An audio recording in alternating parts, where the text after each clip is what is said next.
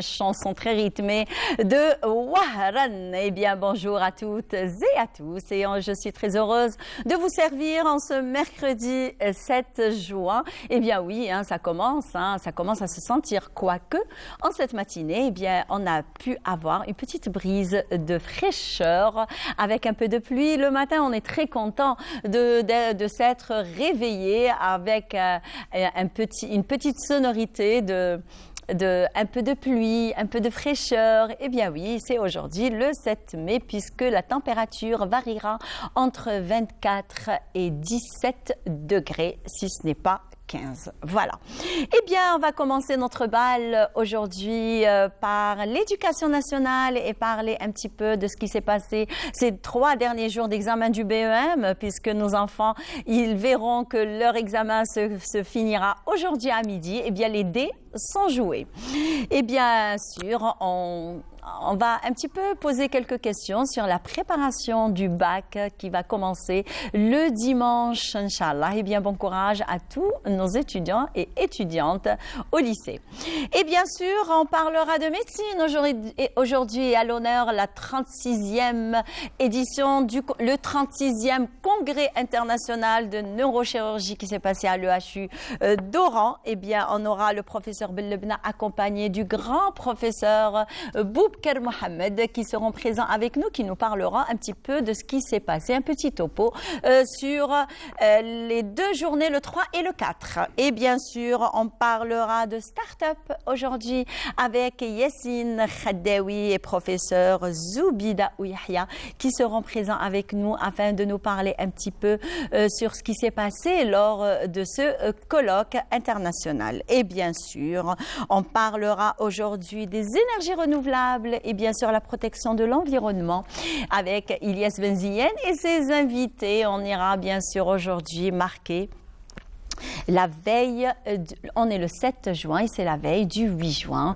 qui correspond avec la journée nationale de l'artiste. Eh bien, on a jeté notre dévolu aujourd'hui sur l'un des artistes algériens, oranais, notamment Ali Kahlaoui. Eh bien, enfant du quartier mythique de Sidi Blel. Alors, il quitta très tôt l'école, s'inscrit dans une section de scouts. Bien sûr, c'est Nadi Saada d'Oran, là où il découvrit qu'il avait une très belle voix et commença à animer des mariages. Et bien sûr, en mars-avril 62, il a commencé, on va dire, il a sorti son premier 45 tours et se découvre un vrai talent de chanteur fantaisiste. Et à partir de là, donc, il a enregistré des dizaines de disques et de grands succès qui se succèdent.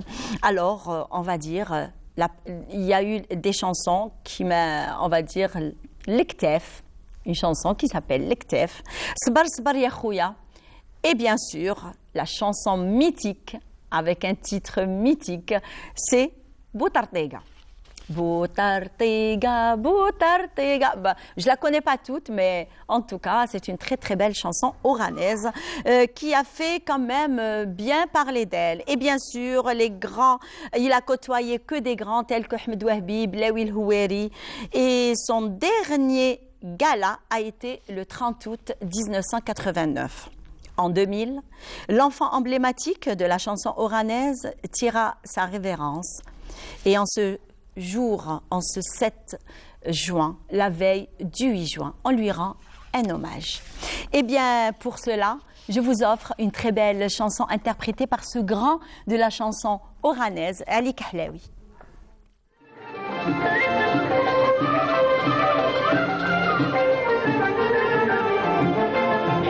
نغني الغينا الشرقي هو فنهم وانا عشقي واللي طلع لي رشوقي يفجي همي وشواقي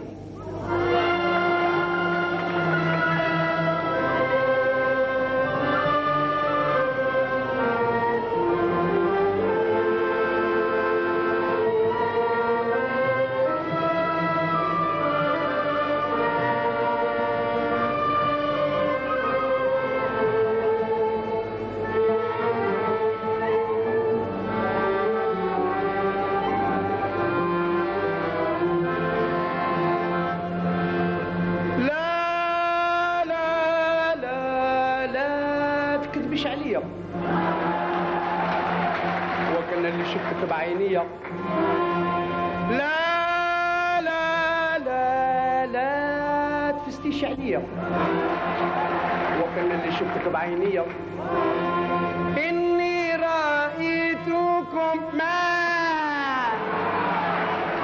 إني سمعتكم ما إني رأيتكم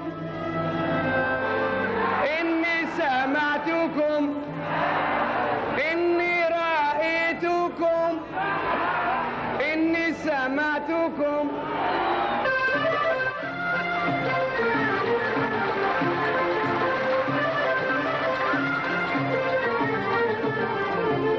أشحال نبغي محي الدين لما يغني على الزين يعجبني صوته الحنين ويعجب كل الفنانين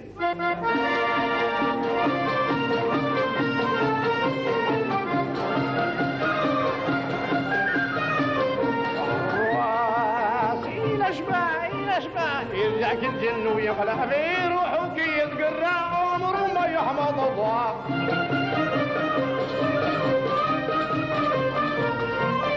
كحل الراس هو بنادم افهمني ذاك الفهم نهار الاول اللي يجيك مستحيل تقول انت نعطيه ملحي ورد بالك لا يلعب بيك كحل الراس إلا شبح Et voilà, une très très belle chanson interprétée par le grand Ali Kahlaoui, un hommage à tous nos artistes, où qu'ils soient, que ce soit à l'intérieur du pays ou à l'extérieur du pays, Rabbi Yarham, ceux qu'on a perdus, Rabbi Yarhamhom. D'ailleurs, ils nous ont laissé quand même un vrai patrimoine ancestral où on continue à les apprécier à travers toutes nos générations. Eh bien, comme je l'ai annoncé tout au début, Madame Mahassine Zenaidi, alors elle est chef de bureau de l'organisation pédagogique au sein de la direction de l'éducation. Eh bien, elle est présente avec nous afin de nous parler un petit peu de ce qui s'est passé pendant ces 3 jours de BEM, d'examen de BEM. D'ailleurs, c'est un examen quand même pas décisif, voilà, j'y arrive, mais quand même, c'est un examen qui met en exergue un petit peu les connaissances de nos, on va dire, de nos petits-enfants, de nos petits-enfants. Exactement. Ça va? Ça va. Vous allez bien, c'est toujours un plaisir de oui, vous recevoir sur le plateau. C'est toujours un plaisir d'être là ici parmi vous. Marhaba bik. Merci beaucoup. Ça va bien. Alors, comment vous avez vécu, on va dire, toutes les préparatifs justement de... Oui.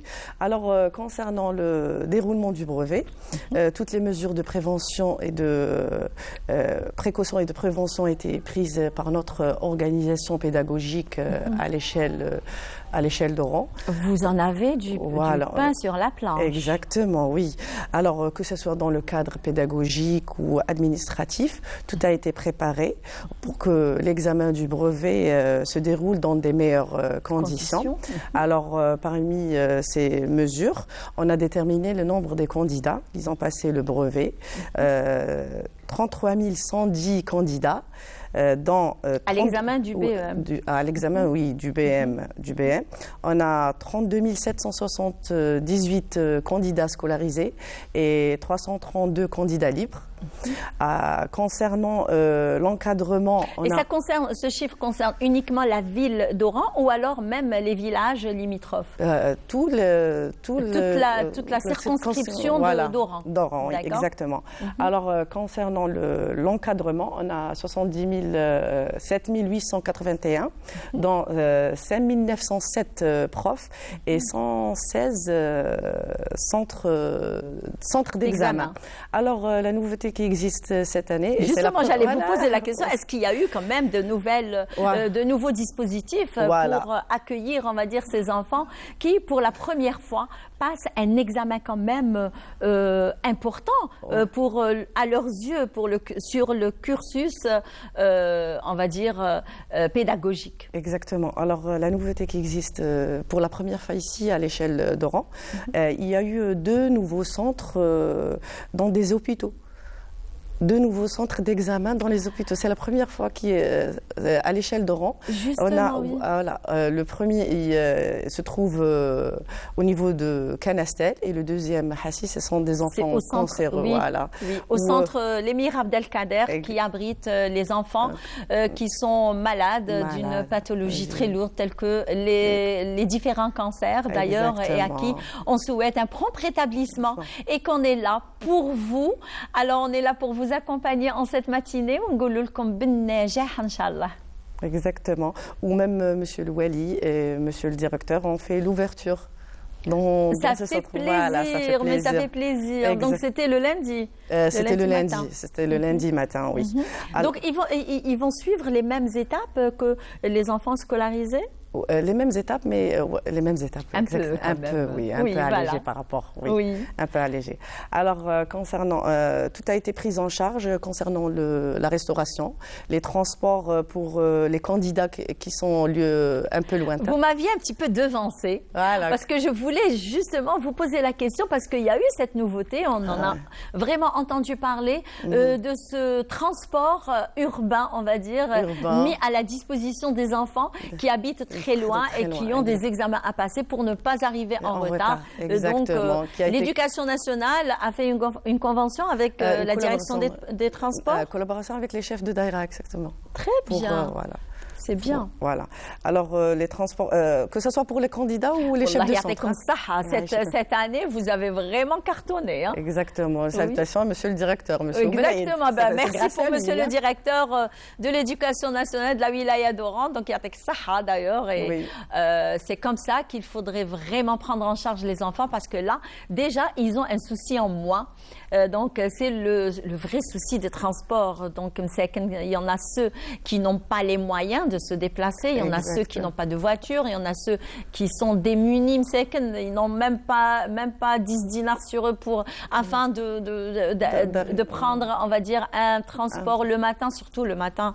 Donc, en tout cas, comme ça. Alors, je confirme, comme c'est le dernier jour, et que ça va finir à midi. À midi, exactement. À midi. Je confirme que toutes les conditions ont été prises dans de bonnes circonstances pour nos candidats qui passent l'examen du brevet.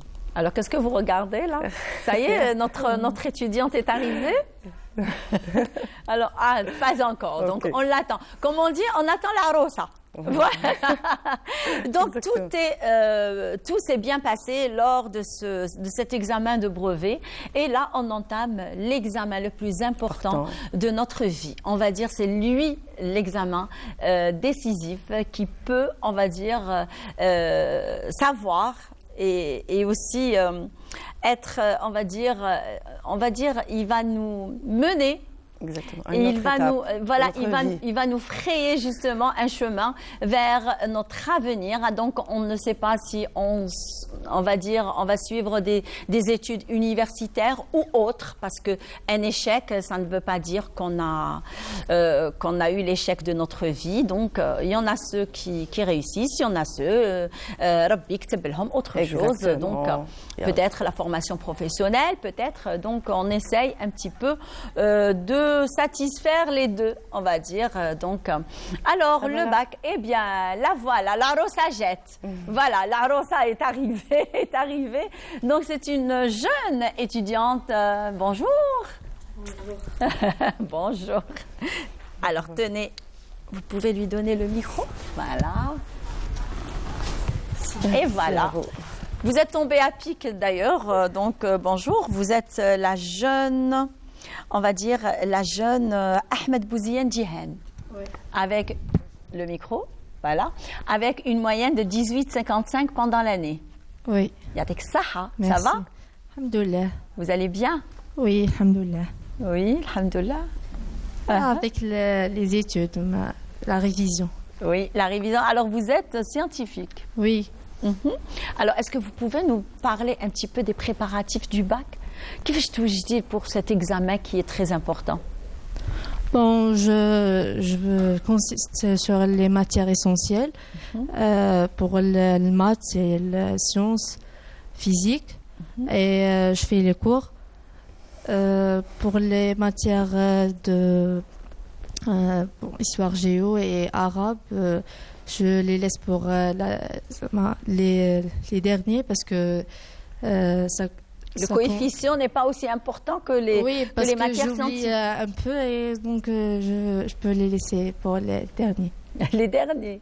Alors, vous avez axé sur les maths. Alors, vous êtes le genre d'étudiante qui fait ses révisions toute seule ou alors avec des copines et copains du lycée? Non, je fais toute seule parce que je n'aime pas les personnes. Bon, je révise toute seule. Ma soeur m'aide un peu et c'est ça. D'accord, donc toute seule à la maison, Ouais. bien concentrée. Oui. Très bien. Donc, on y reviendra. Donc, Madame Zenaïdi Mahassine, donc, je le rappelle que vous êtes chef de bureau de l'organisation pédagogique au sein de la direction de l'éducation nationale. Donc, parlez-nous un petit peu des préparatifs de cet examen qui est très important. Bien sûr. Les préparatifs, ils ont commencé des mois et des mois à l'avance. Des mesures ont été prises en place pour prendre en charge concernant les préparatifs pour un bon déroulement de l'examen du baccalauréat. Oui. Alors, des réunions ont été mises en place par Monsieur Le Wali, qui a été chapeauté par Monsieur Le Wali, avec en collaboration par Monsieur le directeur de l'éducation et des chefs de centre, pour assurer le meilleur déroulement du baccalauréat. Alors, les mesures, on a déterminé le nombre de candidats. Cette année, on a 29 535 candidats. Scolarisés? Non, scolarisés, on a 21 265 des candidats scolarisés et 8 270 des candidats libres. Alors, on a aussi des candidats qui ont des besoins un peu spéciaux. On a 21 candidats. Et concernant l'encadrement, on a 8 694, dont 6 515 professeurs et 92 chefs de centre. Très bien. Cette année, ça s'est élargi par rapport à l'année passée. Ah, l'année passée, il y avait combien? 80 centres. 80 centres. Et cette année, c'est 92. Voilà. Ah, quand même. Hein. Oui, exactement. Très bien. Et on a aussi un centre de codage et 2 centres de correction. Ah, très Voilà. bien. Bah oui. Il se trouve où? Il se trouve au niveau de Sénia et Hassi. Normalement, Hassi Bounifa. Ah, d'accord. Très bien. Donc, vous avez gardé les mêmes, je crois, non? Oui, exactement Voilà. les mêmes. C'est les mêmes. C'est les Très mêmes, bien. ouais. Alors, est-ce qu'il y a quelque chose de nouveau, on va dire, des préparatifs qui sont nouvelles pour C'est cet toujours examen pour le 2023? transport. Ils ont assuré la restauration Ah, très et le bien. transport pour les candidats qui sont loin. Ça, c'est nouveau, vraiment Voilà, c'est nouveau, hein, nouveau, la c'est nouveau. restauration. Alors là, je m'adresse à vous, Jihen, qui êtes un petit peu stressée. Est-ce que vous êtes stressée déjà? Un peu, pas du tout, mais un peu. Qu'est-ce que vous dites généralement des fois? Vous êtes là, vous êtes en train de faire, on va dire, en train d'étudier, en train de réviser, Donc, qu'est-ce que vous vous dites entre vous et vous-même? Je me dis souvent, je me dois réviser parce que je veux atteindre mon but. Donc, c'est mon rôle dans la vie d'étudier et d'avoir un métier dans la vie. Et quel est le métier que vous rêvez de faire, d'exercer? Médecin. Je savais.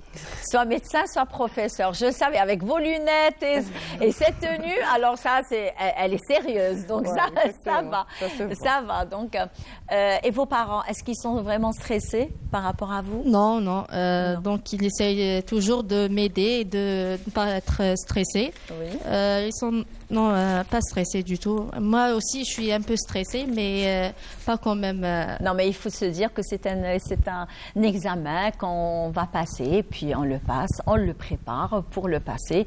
Donc, et de toutes les façons, vu vos résultats qui sont excellents pendant l'année, donc certainement vous allez l'avoir avec brio. Alors j'espère que quand vous allez avoir le bac, vous allez être avec nous. Inch'Allah. Inch'Allah. Rendez-vous pris? Inch'Allah. Ah, très bien. Donc on se donne rendez-vous après le bac, lors des résultats du bac. Inch'Allah. Très bien. Alors, où est-ce que vous allez passer votre examen? Dans quel centre? Hirish Mohamed. C'est où? Les Palmiers. Ah, d'accord, très bien. Vous habitez dans quel quartier? Maraval. Ah d'accord, C'est tout donc près, ouais. c'est de ce côté. Très bien, c'est tout près. Très bien, donc bon courage. Merci. Et bon courage à tous nos élèves qui se préparent à franchir ce tremplin justement décisif de leur avenir. Et merci beaucoup à Madame justement Mahassine Zenaidi. Alors vous, je le rappelle que vous êtes chef de bureau de l'organisation pédagogique au sein de la direction de l'éducation nationale. C'est toujours un plaisir. C'est toujours un plaisir pour Le moi. bonjour à Monsieur le directeur. Bien sûr. Très bien, marhaba bikum à n'importe quel Merci moment beaucoup. et bon courage. Merci. Merci. à vous. Merci. Alors, sans plus tarder, sujet signé Ilyas Benzien sur le 36e congrès international de neurochirurgie. On se retrouve juste après. En raison de son importance dans le traitement des troubles neurologiques et des maladies liées au système nerveux, la neurochirurgie est une spécialité médicale qui joue de nos jours un rôle crucial dans le domaine de la médecine. À cet effet, l'établissement hospitalier universitaire d'Oran a abrité la 3e édition du Congrès international de neurochirurgie, un rendez-vous devenu aujourd'hui incontournable pour les professionnels du secteur. On va débattre plusieurs thèmes. Comme vous voyez, donc, ça commence par du traumatisme crânien, traumatisme crânien, les tumeurs cérébrales, les malformations artério-veineuses et voilà tout ce qui est fonctionnel comme maladie de Parkinson, la chirurgie d'épilepsie. Donc ce sont des thèmes généralement qui touchent un peu toute la neurochirurgie, toute la spécialité. Il y a plusieurs pays, donc il y a nos confrères qui viennent de l'Inde, il y a nos confrères français, il y a des confrères croates, il y a nos confrères tunisiens participent aussi. Il y a un ou deux confrères qui participent par Zoom, donc des États-Unis et de l'Amérique latine. C'est une très belle occasion pour échanger nos expériences entre maghrébins.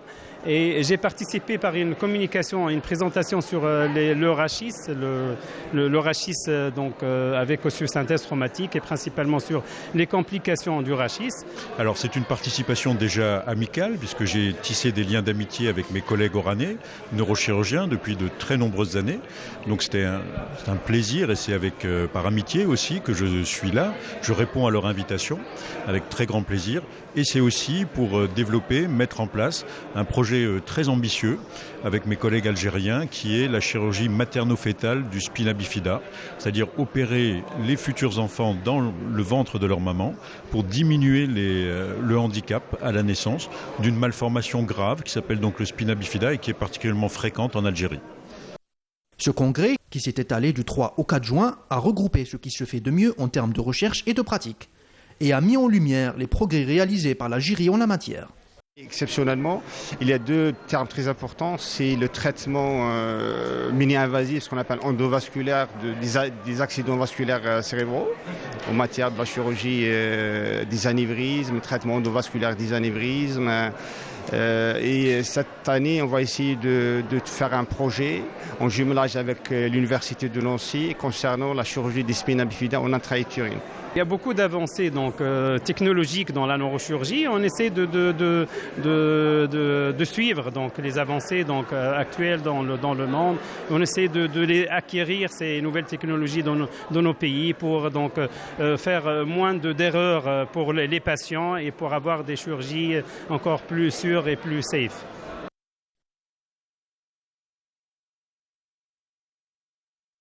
C'était un congrès qui est réussi. La qualité des communications locales et internationales sont de très haut niveau. Ça nous a permis d'échanger, de communiquer et d'élaborer des conventions, des coopérations internationales. L'Algérie avance à très grands pas. On le voit avec le niveau des communications scientifiques depuis hier matin. On le voit avec des communications maintenant sur l'intelligence artificielle et le développement de toutes ces technologies. Et on le voit aussi avec l'envie, vraiment, on sent l'envie de mes collègues, jeunes et moins jeunes d'ailleurs, pour continuer finalement à faire avancer cette belle discipline si exigeante. Avec les nombreuses interventions qu'a connues le congrès, cette discipline continue d'évoluer grâce aux avancées technologiques, ce qui permettra d'améliorer constamment les soins prodigués aux patients algériens atteints de tout type de troubles neurologiques. Magnifique. Eh bien, moi, je commence toujours, surtout quand ça concerne des professeurs éminents en médecine, puisque nous recevons avec nous, et je partage le plateau, et c'est un plaisir de les recevoir sur le plateau de Bonjour d'Algérie. C'est le professeur Béchir Bellebna. Alors lui, il est professeur, chef de service de neurochirurgie à l'EHU d'Oran, novembre 54, et aussi président de la Société algérienne de neurochirurgie. Et bien sûr, c'est lui qui a présidé le 36e congrès international de neurochirurgie. Et croyez-moi qu'il y a eu beaucoup de nouveautés lors de cette 36e édition du congrès. Bonjour et merci d'avoir accepté notre invitation, professeur Bellebna. Je vous remercie et je remercie le canal Algérie de son professionnalisme.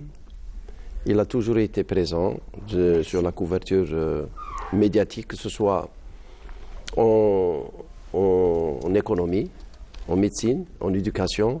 Et là, c'est un signe fort que vous êtes présent et vous transmettez le message aux citoyens, aux malades et aux médecins pour actualiser leurs connaissances et tout ça à travers l'information. C'est notre devoir, professeur. Alors, avant de continuer, on présente notre invité. Alors, c'est toujours un plaisir de le recevoir.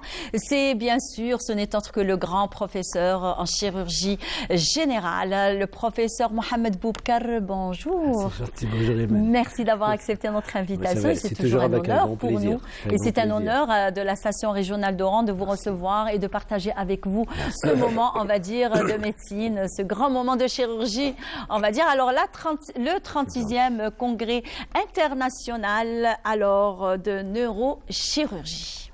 Alors d'ailleurs, il a fait beaucoup parler de lui parce qu'il y a eu beaucoup de participation étrangère et beaucoup de participation aussi nationale. Alors, un petit topo sur l'organisation de ce grand colloque. Oui, en effet, c'est une tradition en neurochirurgie. Depuis que je suis président de la Société algérienne de neurochirurgie, j'essaie d'être au summum, d'actualiser et de se mettre dans un diapason international. D'ailleurs, cette année, ça a été vraiment un... Cette fois-ci, avec l'organisation de ce congrès, on l'a fait qui s'est tenu à l'EHU d'Oran, ce centre hospitalier qui est une des réalisations de l'État. Et c'est une fierté pour Oran et pour l'Algérie. Effectivement. Donc on a regroupé et on a invité des gens qui étaient très enchantés de venir à Oran, des sommités en neurochirurgie. Il y avait le professeur Atul Go, c'est un Indien qui est une des sommités en neurochirurgie dans le monde. Il y avait le Croate qui est perfectionné dans la maladie de Parkinson, dans les stimulations thalamiques. Il y avait le professeur Mesrer qui est chef de service en pédiatrie à Lausanne. Il y avait des Français qui sont venus, qui sont des références en matière de chirurgie intra-utérine du fœtus. Alors, d'ailleurs, j'allais clôturer avec ce point qui est très important parce que cette année, lors du 36e congrès, c'est qu'il y a eu même des accords, des jumelages entre l'EHU d'Oran. De toutes les façons, ce n'est plus un secret parce que l'EHU d'Oran, il a toujours été au diapason des nouvelles techniques de pointe lors surtout concernant la santé. Et là, ça a été une très très bonne nouvelle pour l'Algérie en général et notamment l'EHU, puisqu'il représente l'une des institutions, on va dire, phares de la santé de l'Algérie. Donc, et surtout, concernant la maladie, d'ailleurs, et de la prise en charge de le spina bifida. C'est ça. Je ne me trompe pas. Oui, c'est ça. Je vous dirais, si on a réussi ce congrès, c'est grâce à l'effort localement de M. Louali sous les directives du président de la République et de la tutelle du ministère de la Santé et de l'Enseignement supérieur. Donc plusieurs thèmes ont été débattus sur les rencontres et les échanges d'expériences de la cancérologie chez l'adulte jusqu'à l'intelligence artificielle. Et parmi les thèmes, on a soulevé le problème, surtout c'est un sujet d'actualité sur les malformations de type congénital chez l'enfant. Effectivement. Il y a le spina bifida. Donc le spina bifida, On a une grande expérience puisque c'est une maladie qui devient fréquente en Algérie. Peut-être les étiologies qui permettent de dire pourquoi on a le spina bifida à la naissance, c'est relié relativement à l'alimentation. C'est une carence en fer, hein, déjà. C'est une hypothèse qu'on la met pour expliquer pourquoi on a ceci. C'est un des facteurs. Quand on a une carence en fer, il y a une probabilité qu'on a une malformation intra-utérine. Donc le spina bifida, il est pris en charge d'une façon structurelle. Et puis on s'est mis en relation avec un service de référence avec le professeur Olivier, qui a fait aussi, lui, qui s'est formé aux États-Unis sur la prise en charge du spina bifida en intra-utérine. Donc il s'est formé, ça fait 10 ans, et puis il devient un service référent en France. Et puis on a un cordon ombilical entre ce service et le service de neurochirurgie à Oran, à l'EHU. Donc plusieurs de mes assistants qui passent dans le service, ils ont appris cette technique, et lui-même il est venu plusieurs fois ici, et bientôt avec les gynécologues de l'EHU, parce que c'est une activité pluridisciplinaire, hein, dans la prise en charge, d'opérer un fœtus dans son utérus, le faire sortir, l'opérer et le remettre dans son utérus, et puis après quelques mois, on a l'accouchement. Donc c'est une chose qui est importante, et on souhaite donner ce type d'activité, des interventions aux mamans qui portent une petite malformation, et c'est leur souhait. Donc ça, c'est une chose qui est importante. Et puis, dans les échanges de la prise en charge du spina bifida, quand même, notre expérience, elle est nivelée sur le plan international. Les résultats, ils sont plus ou moins équivoques, parce que tant que le service prend en charge ce type de maladie, tant qu'il a beaucoup d'expérience sur la prise en charge. Très bien. Alors, bien sûr, on ne peut pas parler du 36e Congrès international de neurochirurgie sans quand même poser quelques questions au professeur Mohamed Boubkar. C'est un plaisir encore une fois. Je vous remercie d'avoir accepté notre invitation. On remercie professeur Bellebna de vous avoir ramené avec lui justement parce que vous êtes vraiment occupé, que ce soit par les interventions que vous faites et que vous accomplissez à l'EHU, que ce soit dans d'autres, justement, un autre domaine qui est très important d'ailleurs. Alors, que pensez-vous de la tenue de ce 36e Congrès international de neurochirurgie et surtout des conférences animées par d'éminents professeurs? أولاً بسم الله الرحمن الرحيم والسلام على أشرف المرسلين. Imen, très heureux d'être présent dans ton émission. Merci. C'est toujours un plaisir de te rencontrer et de dire des choses qui seraient positives sur le plateau, qui pourraient être transmis aux différents citoyens. Alors, que penser de l'évolution de la chirurgie en Algérie? Voilà. Au niveau de toutes les spécialités, que ce soit dans le domaine médical, que ce soit dans le domaine chirurgical. Effectivement.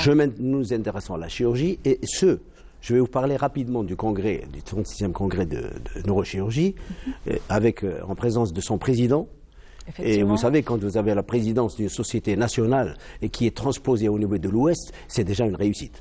C'est déjà une réussite, non seulement ça, mais aussi d'ailleurs, il y a eu plus de 400 participants lors du 36e congrès. Donc, moi, je vois que c'est une réussite, vraiment une vraie réussite, parce que arriver et réussir à ramener 400 on va dire, participants, vraiment, il faut vraiment le faire. Hein.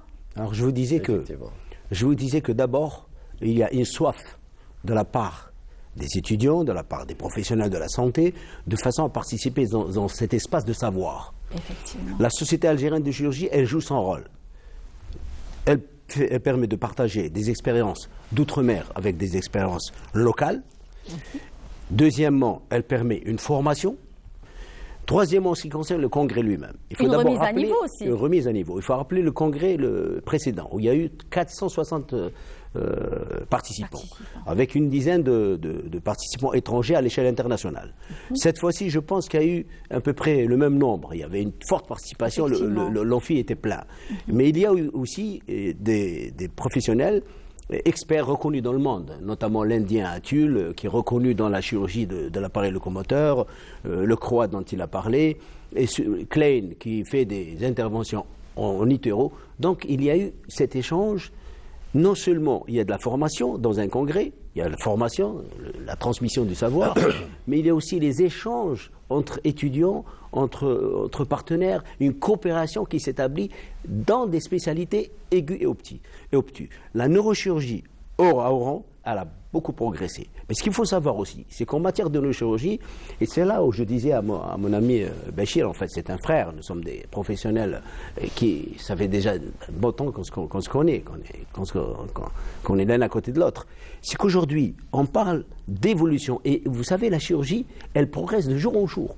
C'est tous les jours, c'est tous les jours. Alors aujourd'hui, on parle en neurochirurgie, on parle de neuronavigation. Donc c'est la chirurgie endoscopique, on parle de chirurgie éveillée. Vous vous rendez compte en train de traiter un malade qui est éveillé et vous êtes en train de lui lever une tumeur du cerveau. C'est quelque chose d'extraordinaire.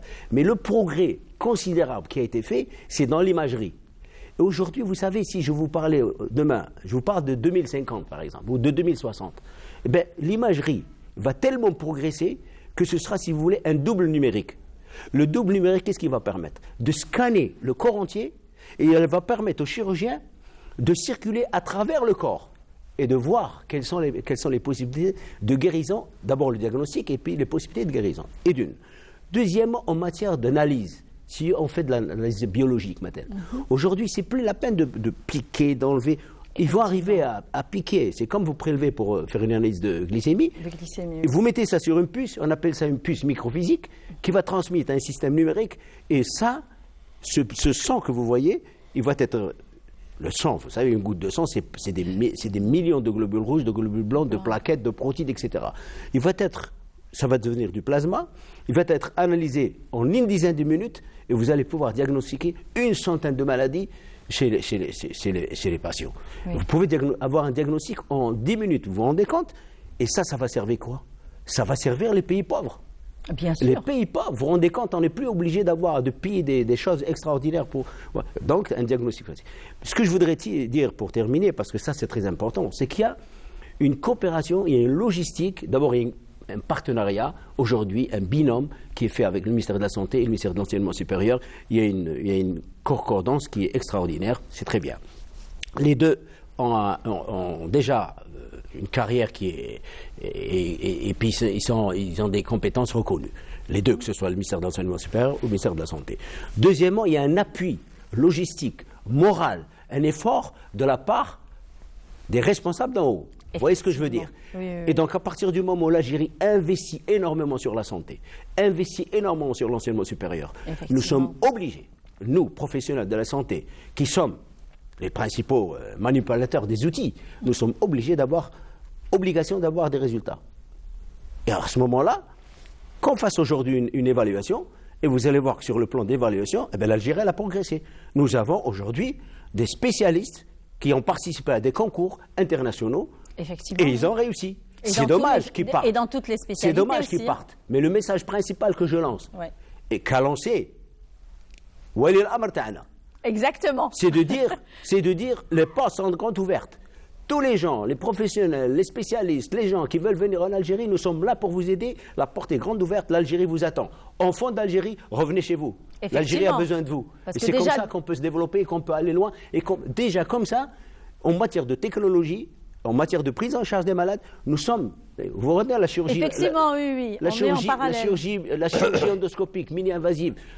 Ça fait plus de 20 ans qu'on fait de la chirurgie de l'obésité. Effectivement, oui. D'ailleurs, ça a commencé avec vous, attendez, si je me rappelle, vous avez... On a énormément de gens, on a échangé énormément avec les Italiens, les Tchèques, les Suisses. Mais aujourd'hui, vous vous rendez compte, quand vous traitez une maladie de l'épilepsie, il a traité beaucoup de cas. Vous avez quelqu'un qui se balade dans un couloir qui est complètement tordu, qui ne peut pas boire, qui ne peut rien faire, et que vous allez avec la stimulation. Aujourd'hui, elle arrive à guérir et que c'est introduit dans le service et que vous voyez ensuite le lendemain ou quelques jours après le malade marcher dans le couloir normalement et boire normalement, vous avez corrigé toutes ces déformations. C'est un progrès immense. Et c'est un plaisir aussi. Un progrès immense. Quand on voit ce malade guéri en train de marcher convenablement, d'ailleurs, et dire aussi que cette intervention s'est passée ici même en Algérie et à l'EHU d'ailleurs, qui n'est plus à présenter.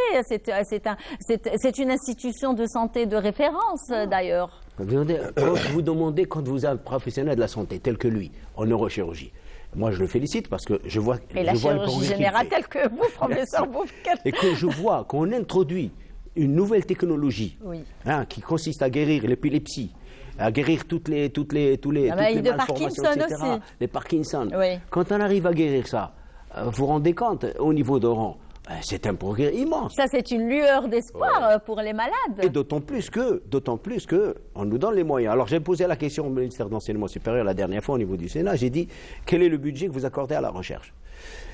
Bon, le budget n'est pas aussi important qu'on le voudrait. Mais il m'a été fait une promesse que le budget de la recherche sera augmenté comme il se doit. Et à ce moment-là, vous allez voir, vous savez, les Algériens, ils sont intelligents.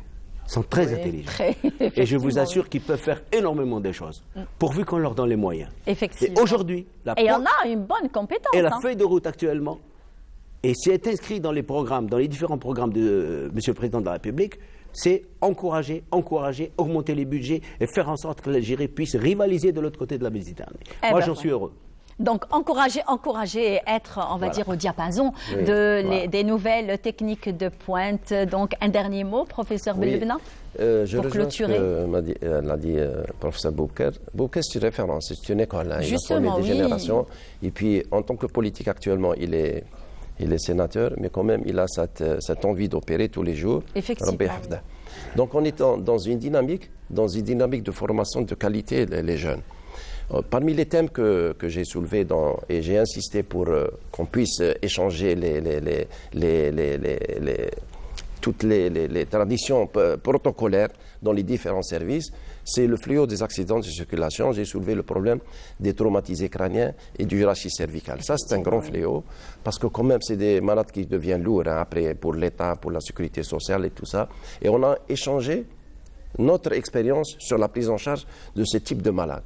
Donc il y avait un Américain de la Californie, donc il nous a proposé une technique que je l'ai appréciée, une technique, mais elle est difficile de le réaliser dans les autres services, mais elle est à notre portée. Donc nous, dans ce service, c'est-à-dire on est dans l'espoir de donner une qualité de soins aux malades, même désespérés qui sont dans le coma, et dans cet établissement, on a 4 unités de réa. Et ça, c'est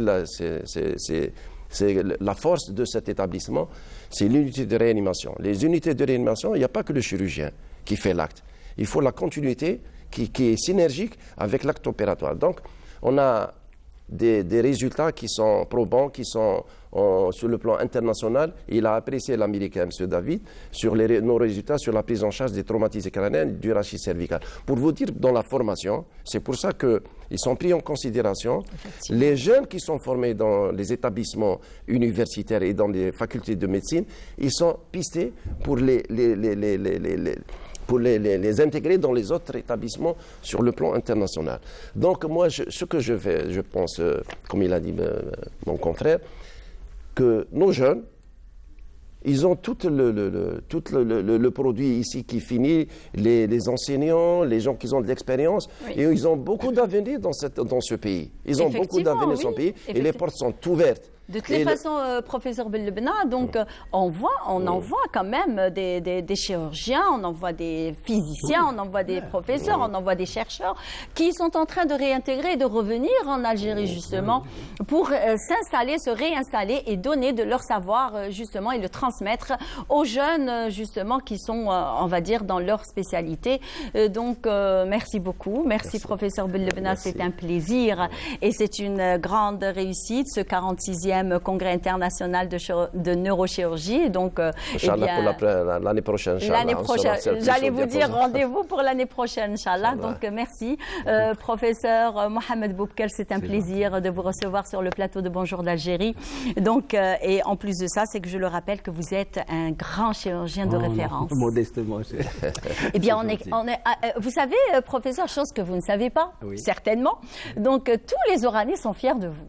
Ah, c'est gentil. Alors, on m'a demandé de vous le dire. Donc là, je le dis. Donc, tous les Oranais, voilà, j'ai transmis le message. Vous êtes la fierté des Oranais. Voilà. Merci et on est au service des malades. Exactement. Et on est au service du citoyen. Exactement. Alors, professeur Bellebna, qui est très connu d'ailleurs à l'EHU, et tout le monde dit que du bien. D'ailleurs, ils nous disent c'est le professeur des malades. Il est tellement gentil, il est tellement simple qu'on nous dit, il nous fait rappeler des anciens. Donc, voilà. Donc, on a appris de nos aînés. On a appris de nos aînés. Effectivement, il y a comme ça, vraiment, il y a comme ça. Oui. Merci aux Oranaises, aux Oranais, aux Algériens. Je n'ai fait que mon devoir, simplement, modestement, et je serai toujours à leur service. Très bien. Marhaba bikoum. Merci.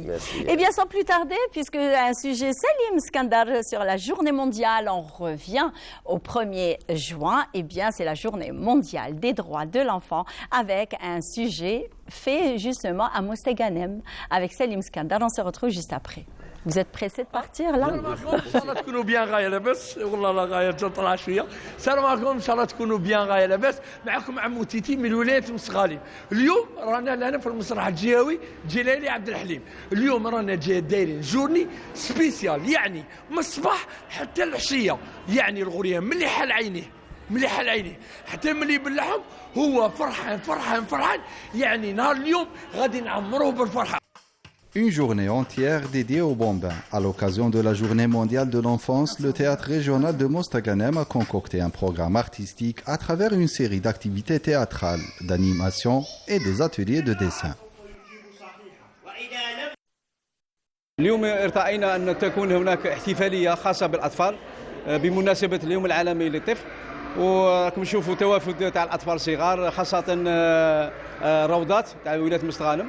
احنا محظوظين لأن هذا الفضاء ومحظوظين بوجود هذه الأطفال هذه البراعم، وراكم شفتوا البسمة راهي على وجوههم، وإحنا نعملوا من أجل سعادة أطفالنا إن شاء الله.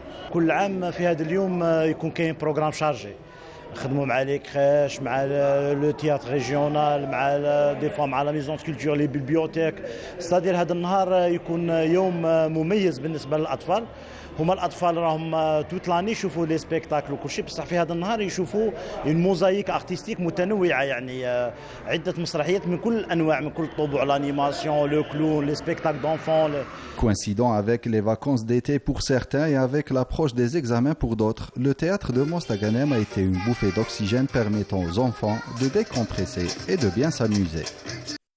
في المسرح من نجيبوا أولادنا غادي يشوفوا مسرحيات. هذه المسرحيات فيها رسائل للطفل، بالمثل الطفل.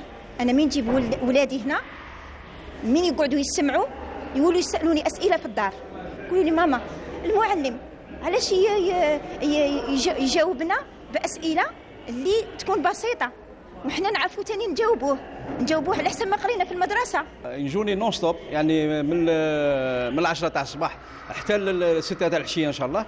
عندنا في المجموع 4 عروض، وعندنا دو لانيماسيون. هنا بالك شفتوا هنايا كاين الممثلين راهم بالزي تاع لي ماسكوت، وتكون هناك كاين هناك ورشه تاع الرسم راهي في الخلف، وهناك ورشه تاع الماكياج.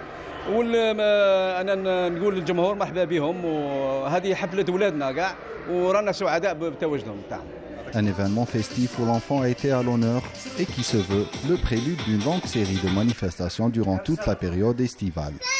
اش بغيت نقول لكم بلي ساعدكم كل عام وانتم بخير، ساعد كل اليتامى، ساعد كل الاطفال، ساعد كل ما ايوا بزيدكم، ساعدكم ميم نتوما كبار عندكم اونفون داخل، روحوا مرحبا بكم لهنا المسرح الجهوي تاعنا، يعطيكم الصحه من عند عمو تيتي. ايوا هادي خويا صافي.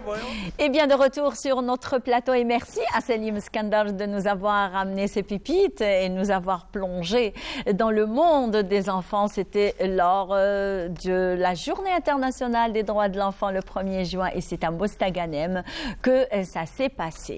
Et bien sûr, alors sans plus tarder, nous allons parler un petit peu d'un colloque international hybride. Alors lui, c'est l'entrepreneuriat pour les jeunes diplômés.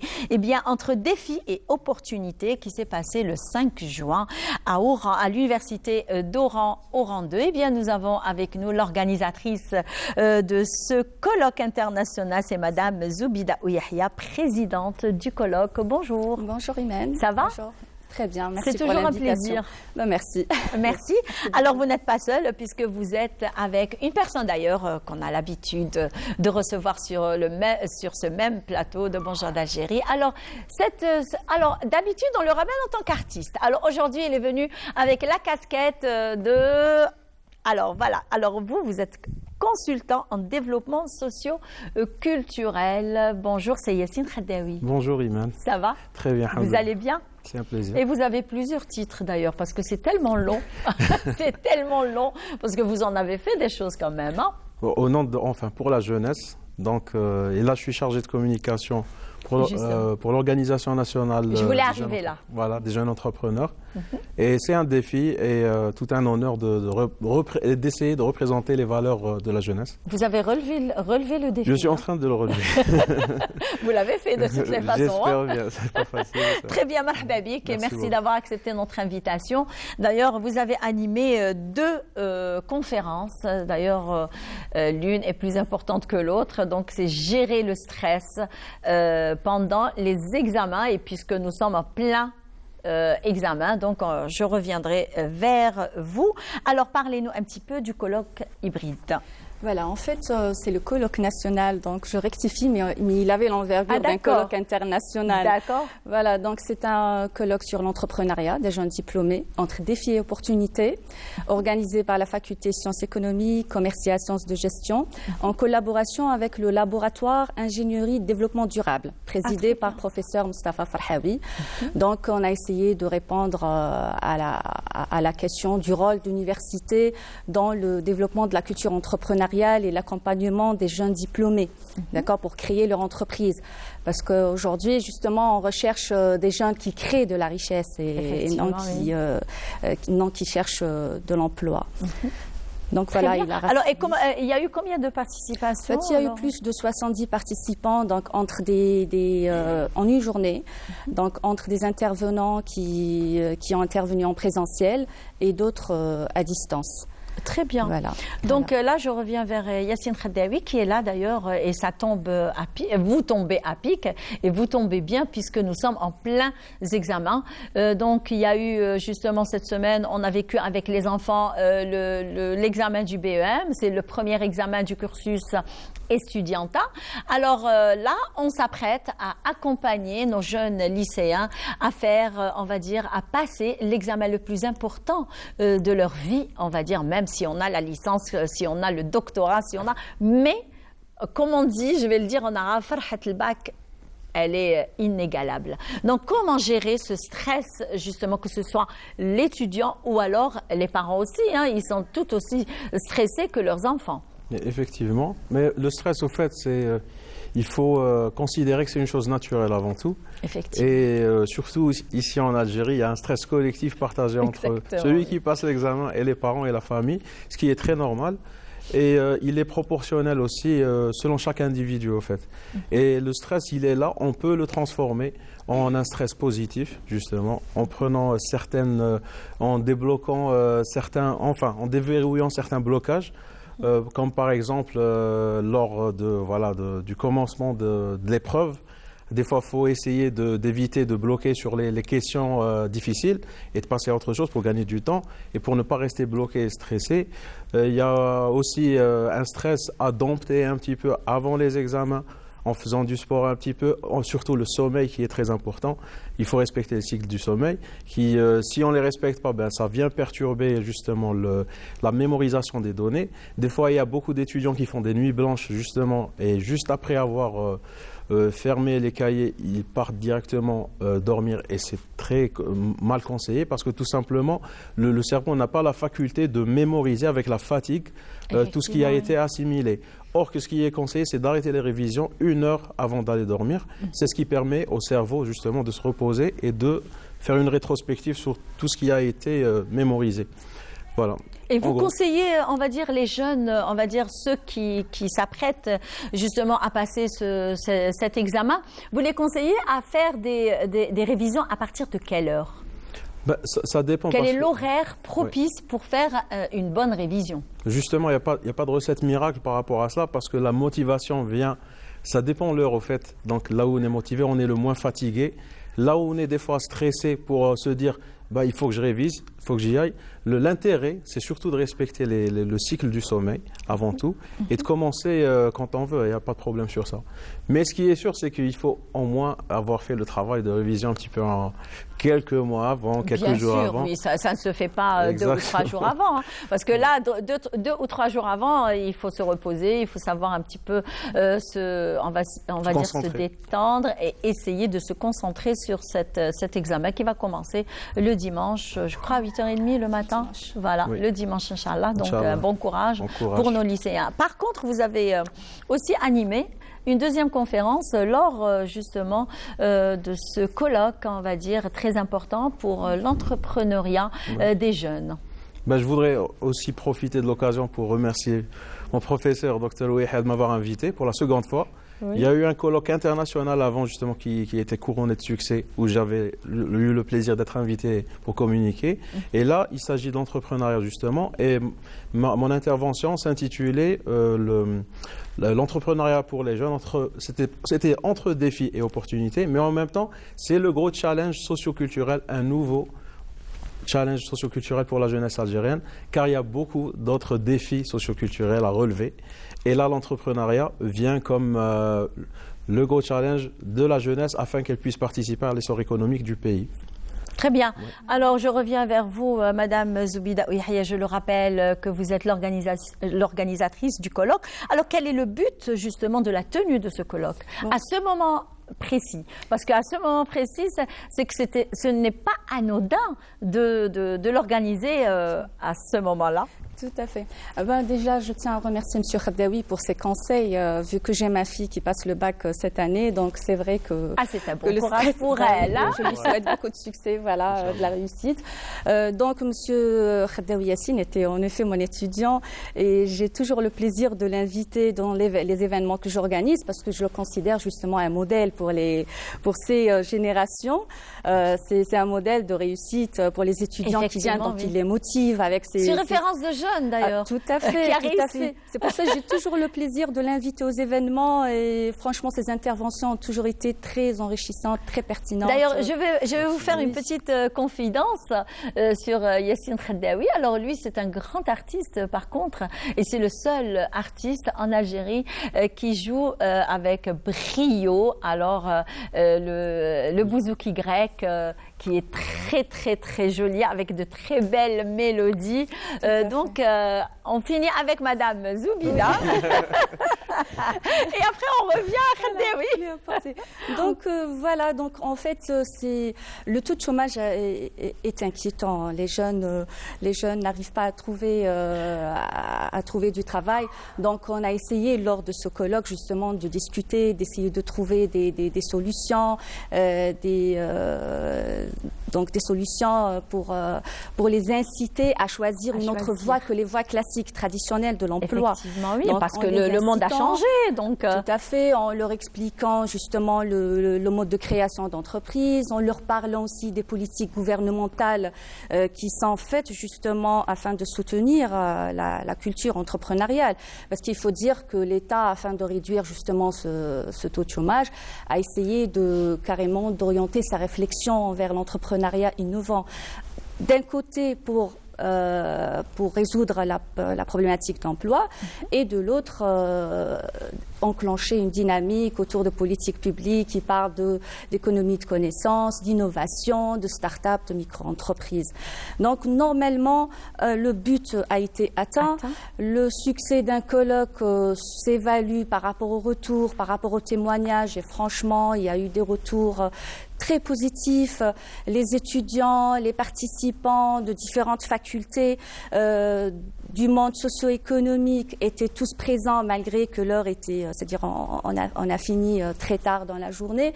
Donc je me dis que le but a été atteint. Donc c'est une bonne nouvelle d'ailleurs, c'est rassurant quand vous finissez très tard, ça veut dire qu'il y a eu vraiment un grand intérêt pour ce colloque hybride. Eh bien, très bien. Alors je reviens vers vous, Monsieur Khaddaoui.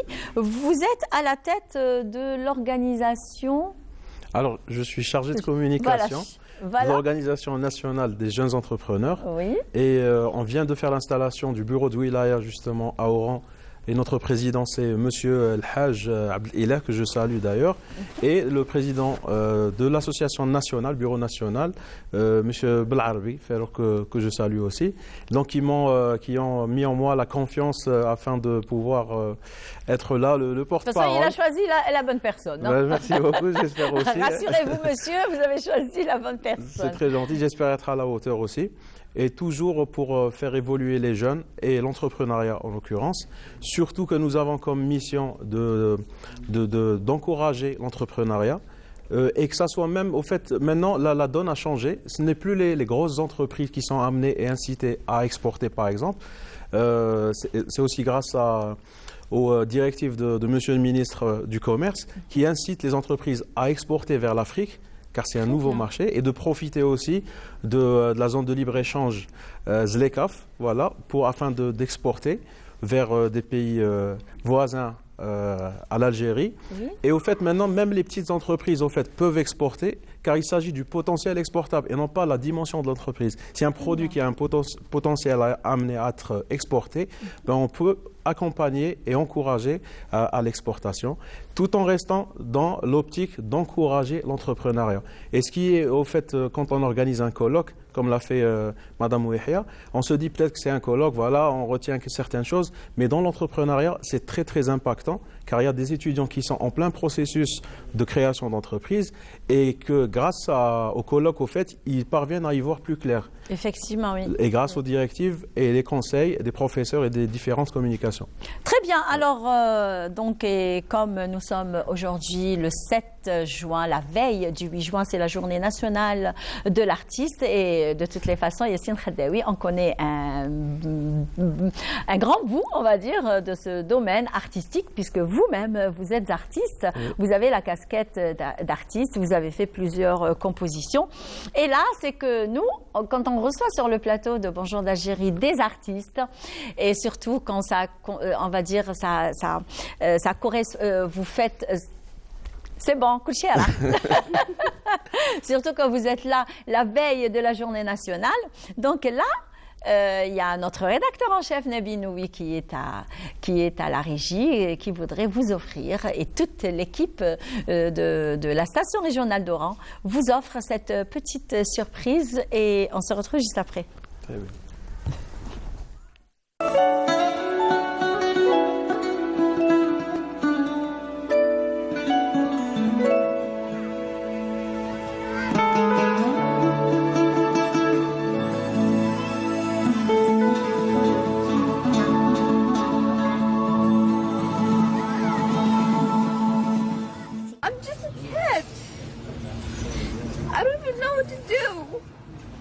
My family said they just hate us. They just don't like us because we are Muslims. Why does Muslims act for you like that?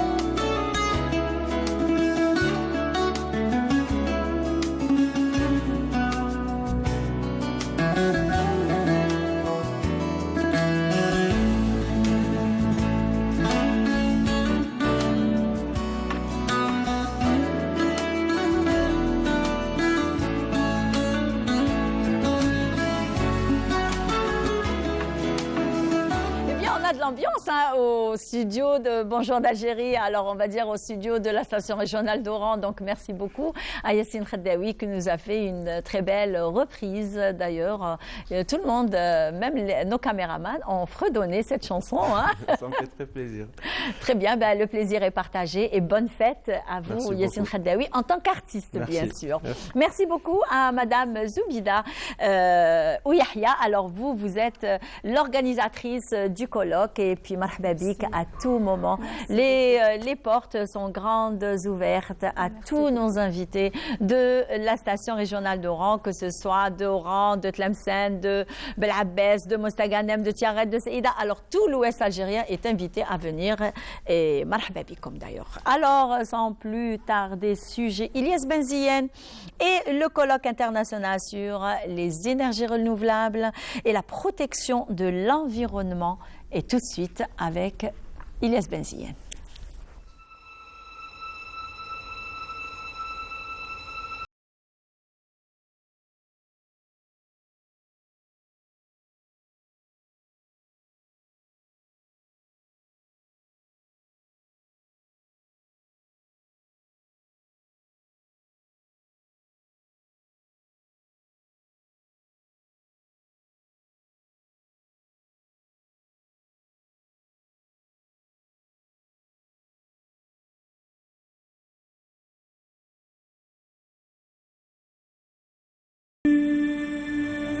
L'avenir de notre planète est plus que jamais dépendant de son environnement. En réduisant considérablement la pollution et en favorisant le développement des énergies renouvelables. À cet effet, l'Université des sciences et de la technologie d'Oran, Mohamed Boudiaf, a organisé le premier congrès international sur l'environnement et le développement durable. Les thématiques qui ont été abordées dans ce congrès sont la valorisation des minerais, la valorisation des déchets, les traitements des eaux et la pollution atmosphérique et l'énergie renouvelable et développement durable. Donc les quatre thématiques rentrent dans les 17 objectifs de l'ONU pour 2030. Donc c'est les 17 ODD. Donc aujourd'hui, nous avons eu une participation de 80% des participants qui ont été inscrits à ce congrès. Donc nous avons eu une grande réussite. C'est une cérémonie, c'est un échange très riche en informations. J'espère que ça va encore d'autres occasions à venir pour préserver la faune et la flore, parce qu'on a les rejets des usines, on a beaucoup de déchets qui se projettent sur à la nature, et donc il va avoir un effet néfaste sur l'être humain, sa santé et son environnement.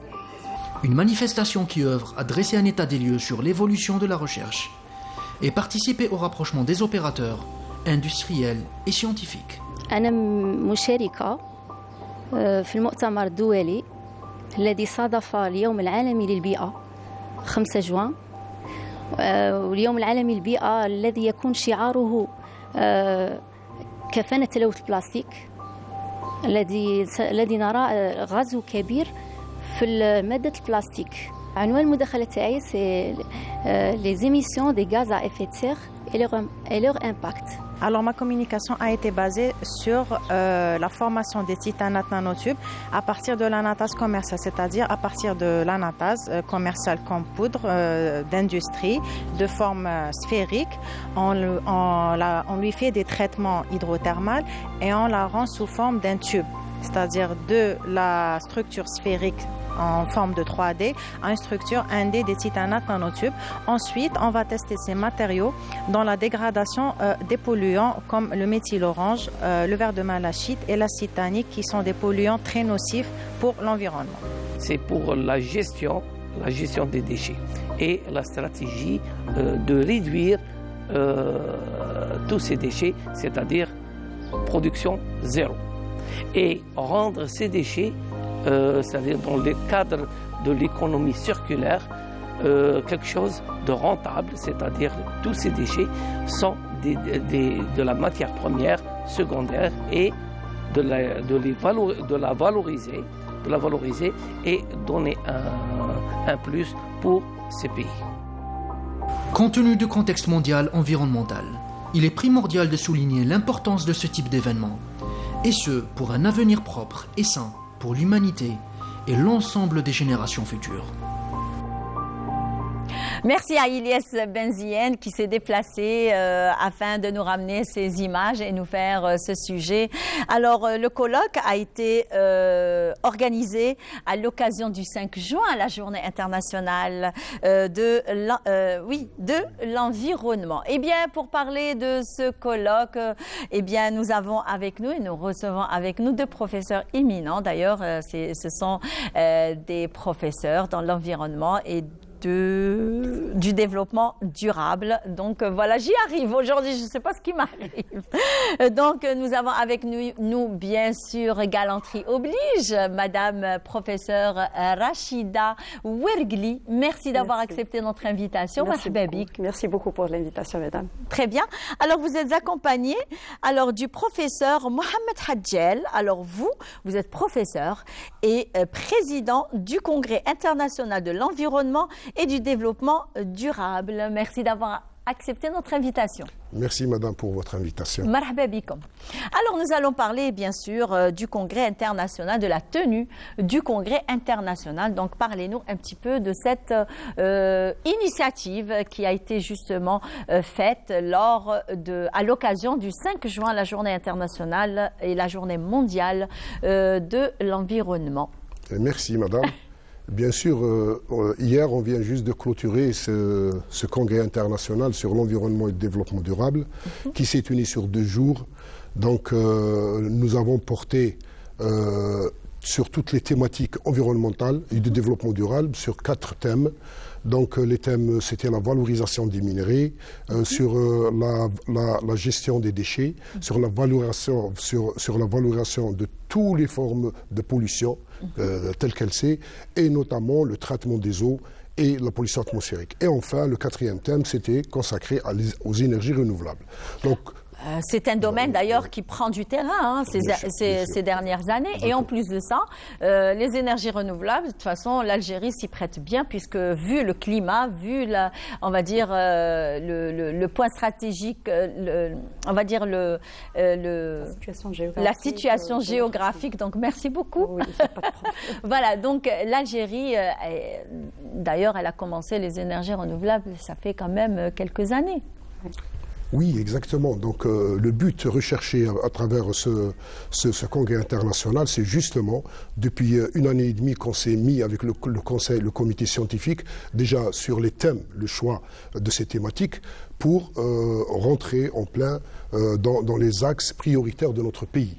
Vous savez que notre pays s'est inscrit dans une démarche de développement important, et notamment le premier volet sur la valorisation des minerais. Vous savez que la priorité, c'est comment extraire, mais valoriser et donner un matériau pour booster l'industrie, mais en respectant l'environnement, tels que les grands projets de Rajbilat, l'extraction du fer, tels que par exemple à l'Est l'extraction du phosphate, qui est très important pour booster notre économie, notre agriculture, pour répondre aux besoins internationaux. Et enfin, le traitement des eaux. Vous savez très bien que notre pays s'est inscrit dans une démarche adéquate pour répondre aux besoins économiques et agricoles, notamment en matière d'eau et de dessalement d'eau. Et enfin, les énergies renouvelables, ne serait-ce que tout à l'heure, on va parler comment notre pays peut s'inscrire dans cette démarche, et notamment notre pays a les potentialités énormes en cette matière. D'ailleurs, tous les directions, tous les ministères, à travers leurs programmes, ils ont donné des axes prioritaires de recherche. Par exemple, dans le ministère, à travers notre ministère de l'enseignement supérieur, nous avons 3 axes prioritaires qui ont été tracés d'une manière politique sur la sécurité alimentaire. Donc, c'est pluridisciplinaire. La sécurité énergétique, et là, on peut parler d'environnement, d'énergie renouvelable et de traitement des déchets et la valorisation, et enfin la sécurité sanitaire qui aussi, c'est un thème pour préserver la santé de notre population. Effectivement, alors il y a eu combien de participants qui ont répondu oui à ce colloque? Hier, on a été très satisfaits, très contents. À la clôture, nous avons fait le bilan un petit peu, donc moi-même j'étais étonné que nous avons, à travers nos partenaires étrangers, à l'intérieur. Toutes les universités, la majorité des universités sur le territoire national ont été présents. De l'extérieur, d'ailleurs, par visioconférence de Canada, de France. Donc, une participation, je dirais, plus que satisfaisante, avec un taux de participation est très élevé. Donc, l'organisation a été plus que parfaite parce que on a eu 6 plénières, thématiques plénières. Nous avons eu plus de 49 orales et presque une centaine de posters dont les thématiques, sur toutes les thématiques porteurs, pour justement donner les recommandations à qui de droit, aux décideurs, de les orienter pour bien choisir tout ce qui est pour accompagner notre pays pour le choix de la transition énergétique et le bien-être du citoyen, conformément à l'environnement et la réglementation environnementale. Très bien. Là, je m'adresse à vous, professeur Rachida Ouergli. C'est un plaisir de vous recevoir sur le plateau de Bonjour d'Algérie. Donc, parlez-nous un petit peu de votre participation lors de ce colloque. Je fais partie du laboratoire Sciences et Technologies et Génie de procédés avec le directeur, c'est professeur Hajel. Oui. Donc, je suis chef d'équipe de recherche. Donc, ça fait 1 année et demie qu'on a commencé à la préparation de ce colloque. Et on a visé cette date, c'est le 5 juin. C'est la journée mondiale. Donc, voilà. Ça a été un défi pour nous parce qu'on est dans la clôture de l'année universitaire. Donc, justement, on est plein d'examens, plein de préparation de nos étudiants pour les soutenances, projets de fin d'études. Donc, c'était un défi de relever par notre laboratoire, par l'équipe d'organisation. Donc, c'est les jeunes de notre laboratoire, c'est les jeunes chercheurs. La majorité, peut-être 80%, c'est des jeunes chercheurs. Donc, on a pris ce défi pour, une façon, toucher ou sensibiliser la population algérienne, parce que ça se fait à l'échelle mondiale. Chaque année, il prend une certaine thématique pour toucher l'environnement, parce que préserver notre environnement, c'est préserver l'eau, donc tout ce qui est crucial pour l'humanité. Donc, l'eau, la qualité de l'air, le sol. Donc là, on est dans une thématique du pays, on est en plein développement industriel. Et quand on dit développement industriel, on a des déchets. Effectivement, donc, oui. Voilà, des déchets solides, des déchets solides, pollution d'air. Donc, on essaie de s'intégrer avec la politique du pays. On essaie de s'intégrer avec la politique du ministère de l'Enseignement, donc qui vise à avoir des projets de recherche en partenariat, donc université et entreprise. C'est ce qu'on a visé au niveau de ce colloque. Donc, essayer de toucher. D'ailleurs, j'allais vous poser la question aux 2 professeurs. J'allais leur poser la question de quel est le but justement de la tenue de ce colloque. C'était le but crucial, c'est avoir ce rapprochement des universitaires à l'entreprise, donc avoir un partenariat. Et c'est la politique de notre État. Donc toucher des projets de recherche qui vont être un apport pour la société, pour les industriels. Et déjà, on a commencé, on a on est dans la première étape de toucher la grande entreprise en Algérie, c'est la Sonatrach. Donc on est dans un grand projet, donc de toucher la gestion des minerais, tout ce qui est pollution air et pollution des déchets. Voilà. Très bien. Donc, merci pour votre passage. Merci d'avoir répondu oui à notre invitation et on espère vous recevoir l'année prochaine. Pourquoi pas pour le deuxième. Marhaba bikoum à tout moment et merci. Eh bien, une chanson, une petite pause musicale s'impose et on se retrouve juste après.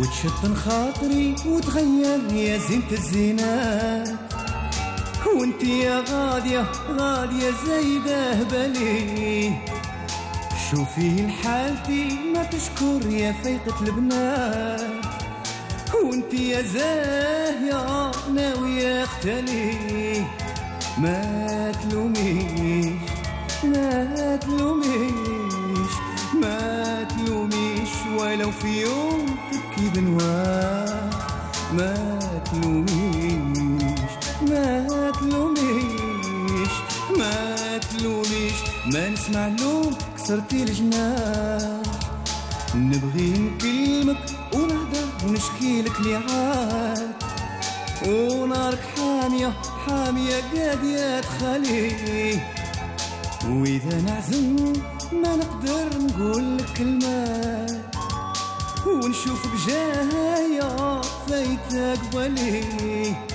ما تلوميش ما تلوميش ما تلوميش ولو في يوم تبكي بنواح ما تلوميش ما تلوميش ما تلوميش ما نسمع لوم كسرتي الجناح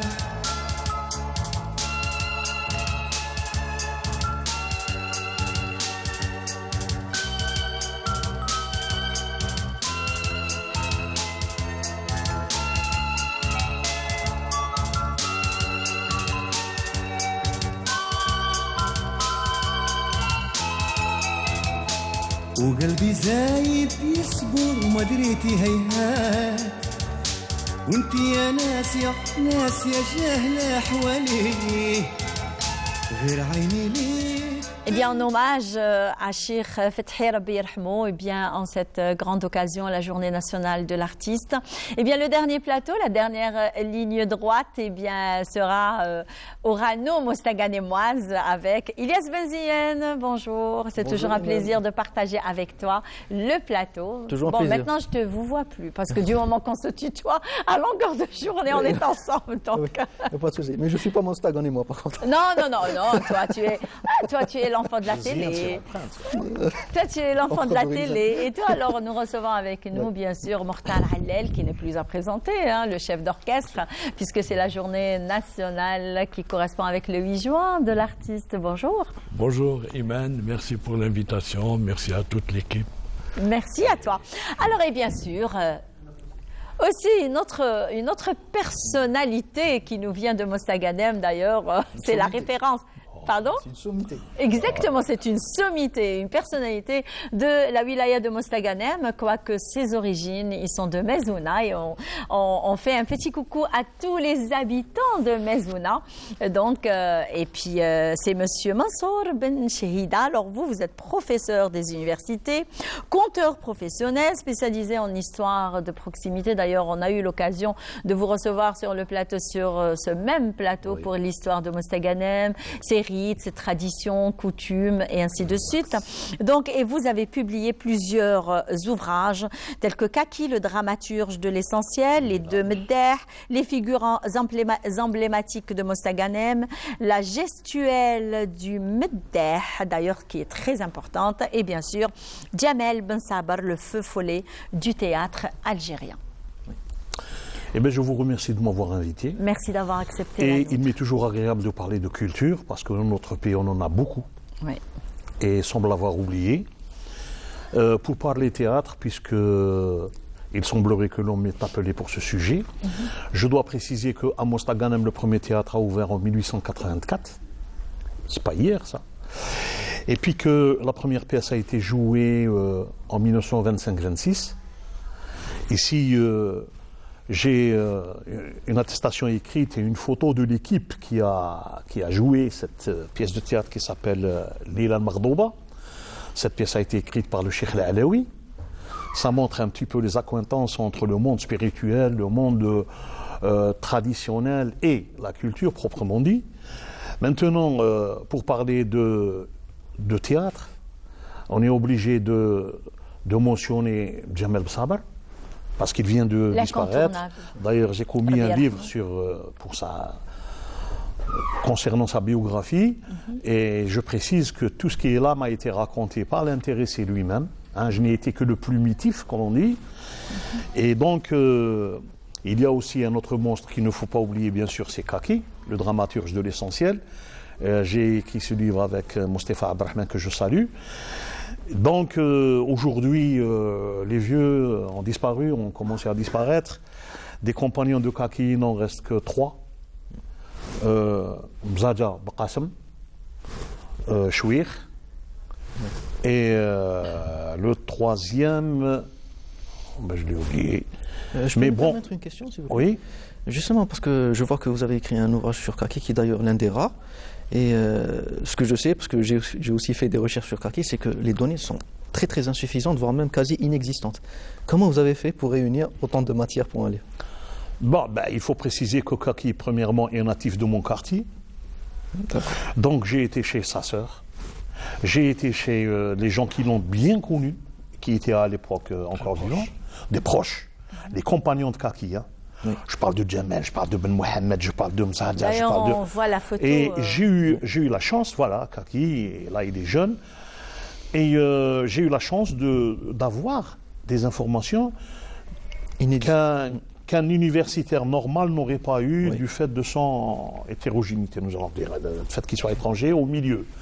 Bref, mais le théâtre, et je suis conteur, mais j'ai l'impression, en disant que j'adore faire le meddah, le conteur, parce que moi j'ai l'impression de faire un pléonasme en disant enseignant et conteur.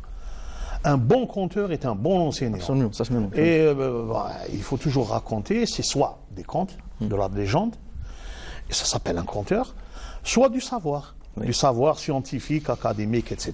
Et c'est l'enseignant. Bref, je ne fais pas du tout la différence, c'est pour ça que je me suis plongé dans ce milieu. Et si je reviens au théâtre pour parler théâtre à l'occasion du 8 mai, qui sera demain la journée du théâtre, je dis qu'il est bien dommage que l'on n'enseigne pas le théâtre dans les établissements. Oui. Parce que il y a finalement, peut-être qu'il va y avoir un redressement, on va dire, il y a pour le moment un bac artistique, donc je pense que le théâtre, la filière théâtre... On parle depuis 1965, mais je ne sais pas si ça se faisait à l'époque. Oui, mais c'était des initiatives personnelles. C'était des initiatives très localisées et personnelles. Mais j'attire seulement l'attention sur le fait que le monde est un théâtre. Où chacun de nous joue un rôle. Puisqu'on parle, Monsieur Mansour Benchehida, puisqu'on parle, vous m'aviez vraiment tendu une belle perche, vous m'aviez dit que le monde est un théâtre, et on dirait aussi que le monde est de la musique aussi. Hein. Donc nous avons avec nous Monsieur Mortal Allel, d'ailleurs, lui, il fait la promotion. Les musiciens jouent leur rôle. Justement, vous jouez votre rôle et je joue le mien. Justement, alors lui, il fait... D'ailleurs, lui, Mortal Allel, il est chef d'orchestre aussi. Alors, il procède aussi à la formation des jeunes, surtout en musique ancestrale, la musique andalouse. Donc, parlez-nous un petit peu sur cette formation, sur la journée nationale de... Voilà, donc effectivement, comme vous avez bien dit, je suis chef d'orchestre de l'association musicale Nahda. Et bien sûr, c'est une association qui a été créée en 1964 par feu Cheikh Abdelrahman Sqal, mon maître. Et donc depuis, nous faisons la formation et bien sûr les élèves, des jeunes, et jusqu'à l'heure actuelle. Et ce qu'il y a de nouveau actuellement, ce que nous avons constaté après des années, nous avons constaté qu'il y a même des adultes, hein, des femmes mariées, des hommes mariés, qui voudraient et qui aiment apprendre à jouer l'instrument et à faire de la musique. C'est pas difficile pour un adulte? Parce que généralement on dit qu'il faut commencer jeune. Oui, justement. On le pensait, moi-même je le pensais à une époque, mais plus maintenant. Je me dis que que tout le monde peut apprendre à jouer l'instrument. Je dis, bien sûr, je suis honnête avec eux, je leur dis, vous n'allez pas peut-être être des virtuoses en instrument, en instrument pratique. Mais ils auront le niveau nécessaire pour jouer dans un orchestre. Vous pouvez jouer, faire partie d'un orchestre, d'un ensemble, ou alors jouer seul. C'est possible. Oui, c'est très possible. Et donc, voilà. Et bien sûr, du moment que nous sommes à la veille de la journée de l'artiste, je dis à tous nos artistes, bonne fête. Donc je reviens vers Monsieur Mansour Benchehida. Un dernier mot, s'il vous plaît, parce que là, on arrive à la fin de notre émission. Je tiens à souligner que je participe avec des jeunes à une association qui s'appelle Cartena. Et cette association, elle essaie de faire revivre le Golden Kaki, c'est-à-dire le Kaki d'or. On aimerait bien les recevoir sur le plateau de Bonjour d'Algérie. Ben oui, vous n'avez qu'à les inviter, ils viendront volontiers. Très bien. Donc ça va être la mission de Ilyas Benziane. Ils font le Kaki d'or pour relancer un petit peu l'écriture qui fait défaut. Et ils essaient d'aider tout ce qui est théâtre, tout ce qui est animation. Et ils vont faire un hommage à M. Jamel Bsabar. Très bien, donc cet hommage va être assez varié. Et puis vous serez toujours les bienvenus, soit venez chez nous. Ça va être à quelle date? Il n'y a pas de problème. À quelle date? 80 km, c'est pas beaucoup. Oui, c'est... Alors, à quelle date? Dans un mois ou deux? Très bien, donc on sera présent avec une équipe et pourquoi pas les recevoir sur le plateau de Bonjour d'Alger avec Ilyes Benziane. Alors, merci beaucoup, messieurs. Une petite musique de Tebqaou al Akhir, bien sûr, par le maître de l'Andalou, l'un des maîtres de l'Andalou, chef d'orchestre, Mokhtar Allel. Merci, messieurs. Un bon retour à Mostaganem. Merci à toute l'équipe. Alors, toute l'équipe et toute la station régionale d'Oran présente ses vœux d'anniversaire à notre éclairagiste Faisal Bellalia. Eh bien, une longue vie, beaucoup de bonheur, beaucoup. Alors, bien sûr... Et bien sûr, à notre journaliste de la production, Keltoum Gebli, joyeux anniversaire à toi, longue vie. Alors, et on est très content de t'avoir avec nous à la production et d'avoir réintégré ta vraie place avec nous. C'est la production, tu es faite pour la production. Et bien sûr, Soria Belfodel, alors elle, notre chef monteuse, présente ses vœux à sa nièce qui s'est mariée en France, justement, à la Miss Belfodel.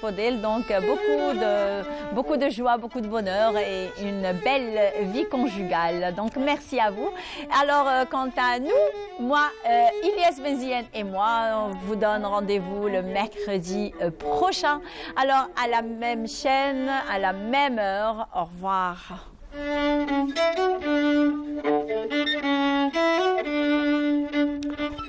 قلبي يهوى معاشق يا لالان وصحارني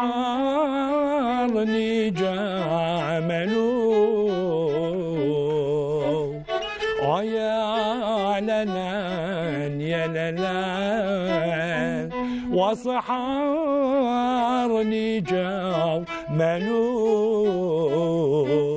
بقوا على خير ورحنا مشينا واللي يحبنا يحلف علينا بقوا على خير بقوا على خير محلاهم دراري والله يا حفظ كان الألجيري بقوا على